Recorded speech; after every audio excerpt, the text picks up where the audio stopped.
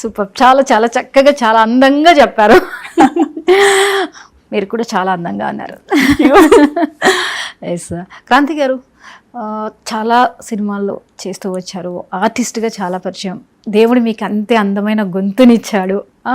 చాలా చక్కటి మూవీస్కి మీరు డబ్బింగ్ చెప్తూ వచ్చారు. రేసు గుర్రంలో మీరు దేవుడిచ్చిన పిన్నిగా ఎంత దగ్గర అయ్యారో, అలాగే సలార్లో చక్కటి డబ్బింగ్తో చేరువయ్యారు. మీరు సినిమా ఇండస్ట్రీలోకి అడుగుపెట్టారు, కారణాలు ఏవై ఉండొచ్చు? ఇన్స్పిరేషన్ ఏమైనా ఉందా? ఇన్స్పిరేషన్ అంటే కొత్తగా ఎవరు చెప్పక్కర్లేదండి. ప్రతి ఒక్కరు కూడా చిరంజీవి గారి సినిమాలు చూస్తూ పెరిగారు. అంటే మనకి సోషల్ మీడియా లేదు, చిన్నప్పుడు సోషల్ మీడియా లేదు, ఇంటర్నెట్ లేదు, టీవీ ఉంది బట్ ఫోన్స్ లేవు.